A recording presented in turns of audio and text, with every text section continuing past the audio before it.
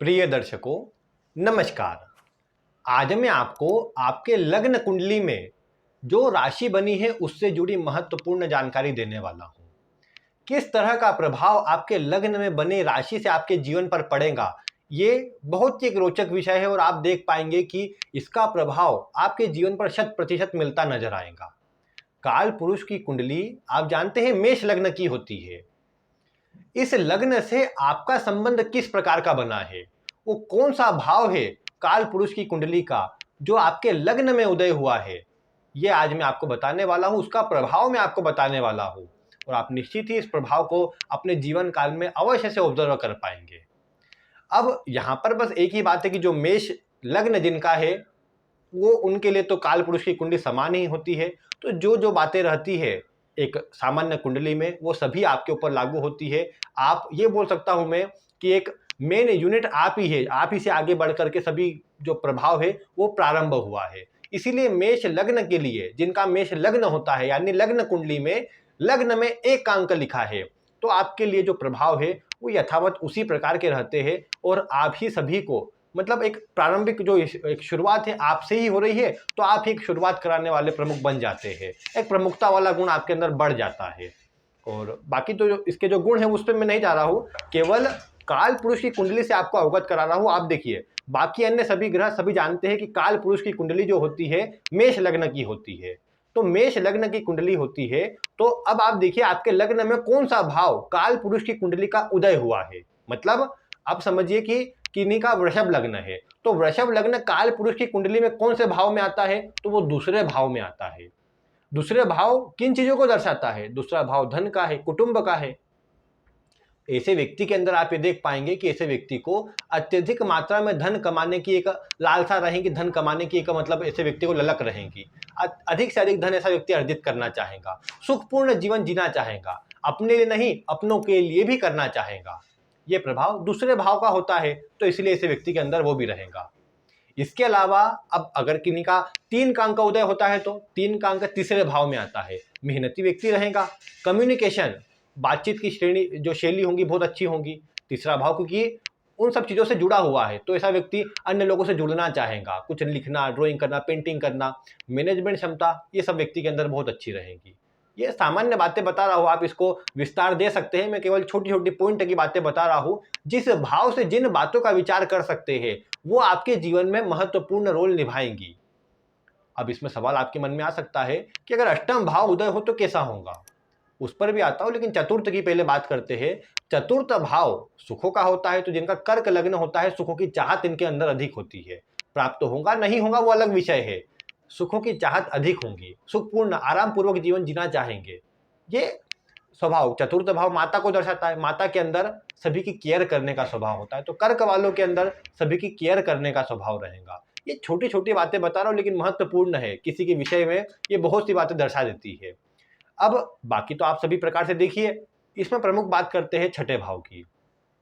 छठा भाव लग्न में हो तो आप देख पाएंगे कहीं ना कहीं, अब छठा भाव किन चीजों को दर्शाता है? संघर्ष को, परेशानी को। यानी अगर छठे भाव का लग्न बना हो तो ऐसे व्यक्ति को जीवन में अधिक संघर्ष करना पड़ेगा। किंतु छठा भाव जो होता है ये धन अधिक मात्रा में देने का भाव यही होता है। जिनकी कुंडली में छठा भाव बलवान होता है वो निश्चित ही रूप से धनवान होते हैं, भले दूसरा भाव और 11वां भाव कमजोर क्यों ना हो। क्योंकि 7वां भाव आपके सामने वाला, आपके जो विरोधी बोल लीजिए, आपके सामने वाला बोल लीजिए, उससे 12वां भाव कुंडली का छठा भाव बनता है। ऐसी अवस्था में सामने वाले के धन का खर्च ये आपका लाभ हो जाता है। तो इसीलिए मैं कहूँगा कि जो छठा भाव होता है अगर ये लग्न में बनता है, ऐसा व्यक्ति अपने हर एक काम से धन कमाना चाहेगा। आप देख सकते हैं मैनेजमेंट क्षमता बलवान होगी और किसी भी मतलब रिस्क लेने से डरेगा नहीं, रिस्क उठाएगा, और ऐसा रिस्क नहीं बुद्धिमत्ता वाला रिस्क उठाएगा। यानी कन्या लग्न हो तो इस तरह का प्रभाव आपके अंदर अधिक बढ़ जाएगा। शत्रु भी अधिक रहेंगे, विरोधी भी अधिक रहेंगे, लेकिन व्यक्ति के अंदर जो मैनेजमेंट क्षमता रहेगी वो भी अच्छी रहेगी। और बाकी छठे भाव में अब जैसे विपरीत गुण होते हैं, तो ऐसे व्यक्ति विपरीत परिस्थिति में भी एकदम मतलब डट कर खड़े रहना या उसका सामना करना, इस तरह के गुणों वाले अधिक होते हैं। जिस तरह के ग्रह बैठेंगे इसमें कम या ज्यादा प्रभाव उत्पन्न करेंगे। अष्टम भाव हो तो अष्टम भाव मतलब 8वीं राशि वृश्चिक लग्न अगर आपका हो तो अष्टम भाव क्या दर्शाता है? संघर्ष को। आप निश्चित सभी वृश्चिक लग्न वालों को बोल सकते हैं कि आप अपने जीवन में संघर्ष को लेकर के जन्मे हैं। जन्म से ही संघर्ष आपके जीवन में अधिक रहेगा। दूसरे नंबर की बात क्या है, अष्टम भाव रिसर्च को बताता है, खोजना, जानना, इस तरह के स्वभाव को दर्शाता है। तो प्रत्येक वृश्चिक लग्न वालों को आप बोल सकते हैं ये आपके स्वभाव में रहेगा। खोजना, जानते रहना, गुप्त बातों पर ध्यान देना, ये इनके स्वभाव में जन्मजात रहेगा।